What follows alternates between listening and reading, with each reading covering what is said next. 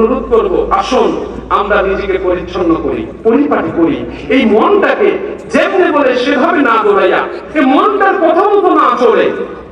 আল্লাহ রাসূল সাল্লাল্লাহু আলাইহি সাল্লামের কথা থেকে যদি বলি, আল্লাহ উলামা ওয়ারাসাতুল আমবিয়া, উলামা হচ্ছে নবীর ওয়ারিস। আসুন নিজেকে পরিবর্তন করার জন্য, পরিবর্তন করার জন্য আমরা আল্লাহ ওয়ালাদের কাছে যাই। আবার রাসূলের কাছে সেই সাহাবায়ে কেরাম শিখেছেন, সাহাবায়ে কেরামদের থেকে তাবিঈন শিখেছেন, তাবিঈনদের থেকে তাবে তাবিঈন শিখেছেন। এভাবে পরম্পরায় সুন্নাহর আদর্শ বাস্তবায়ন হয়েছে, সুন্নাহ বাস্তবায়িত হয়েছে। এখন আলেম ওলামাদের মাধ্যমে আল্লাহর দ্বীন এই জমিনে পরিচালিত হলে দ্বীন সঠিক পথে এগোবে, ঠিক কিনা বলুন? আজকে জেনারেল শিক্ষিত হয়ে যদি কোরআনের কথা বলে, বুঝতে হবে এখানে শয়তানের চক্রান্ত আছে।